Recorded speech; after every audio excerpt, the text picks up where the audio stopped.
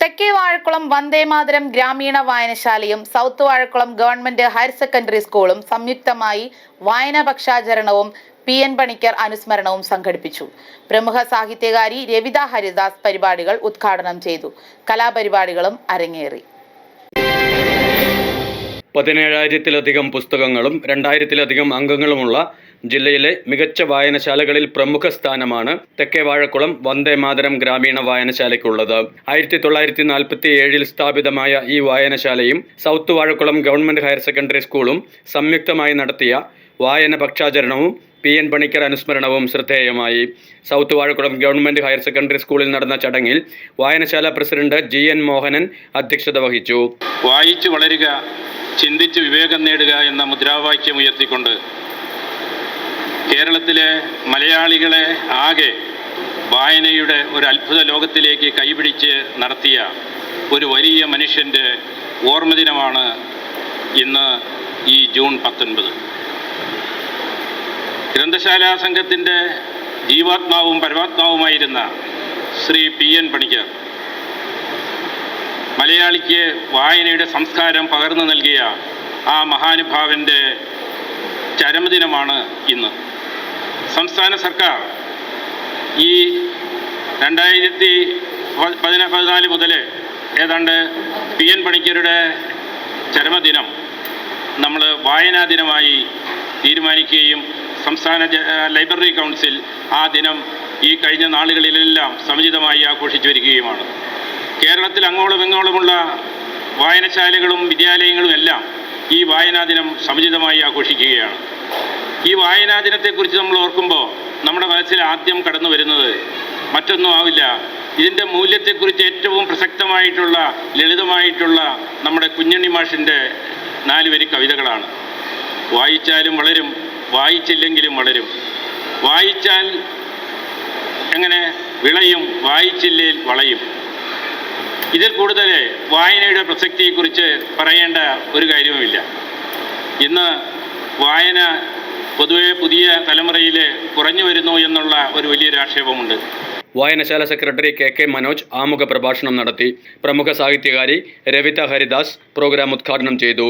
ഇന്ന് വാഴക്കുളം വന്ദേമാതരം വായനശാലയും ഒപ്പം തന്നെ വാഴക്കുളം ഹയർ സെക്കൻഡറി സ്കൂളും സംയുക്തമായി സംഘടിപ്പിച്ചിരിക്കുന്ന വായന വാരാചരണമാണ് ഇവിടെ സംഘടിപ്പിച്ചിട്ടുള്ളത്. ജൂൺ 19 എല്ലാ വർഷവും നമ്മൾ കാണാതെ പഠിച്ച് PN പണിക്കരെ കുറിച്ചും കുഞ്ഞുണ്ണി മാഷ് പഠിപ്പിച്ച വായിച്ചാൽ വളരും, വായിച്ചില്ലെങ്കിലും വളരും, വായിക്കുന്നവൻ വിളയും എന്നൊക്കെ കാണാതെ പഠിക്കുകയും എല്ലാ വർഷവും പറയുകയും ചെയ്യുന്നുണ്ട്. അതിനേക്കാൾ ഉപരിയായി നമ്മൾ ഓരോരുത്തരും എങ്ങനെയാണ് വായനയെ ഏറ്റെടുക്കേണ്ടത് എന്നതിനെ വളരെ വ്യക്തമായി തന്നെ ഓരോ വായനാ ദിനങ്ങളും നമ്മളോട് സംവദിച്ചുകൊണ്ടാണ് കടന്നു പോകുന്നത്.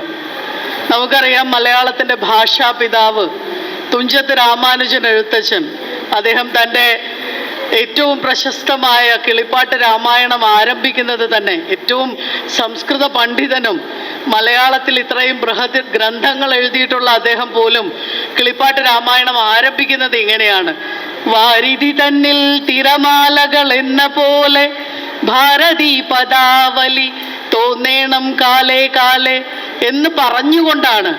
എങ്ങനെയാണോ കടലിൽ തിരമാലകൾ ഉണ്ടാകുന്നത്, അതുപോലെ ഞാൻ എഴുതാനിരിക്കുമ്പോൾ എൻ്റെ നാവിൽ സരസ്വതിയും ഭാഷയും ഇതുപോലെ തിരമാലകൾ പോലെ അനുസ്യൂതം ഉണ്ടായിക്കൊണ്ടേയിരിക്കണമെന്ന് പ്രാർത്ഥനയോടെയാണ് അദ്ദേഹം തൻ്റെ രചന ആരംഭിക്കുന്നത്.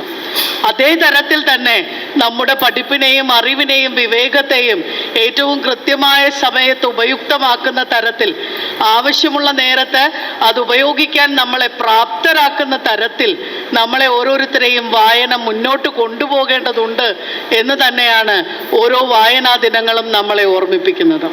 വായന മനുഷ്യന്റെ ചിന്താശേഷിയെയും സർഗാത്മകതയെയും വളർത്തുന്ന മഹത്തായ ശീലമാണെന്നും പുതിയ തലമുറ പുസ്തകങ്ങളുമായി കൂടുതൽ അടുക്കേണ്ടതിൻ്റെ ആവശ്യകതയുണ്ടെന്നും അവർ അഭിപ്രായപ്പെട്ടു.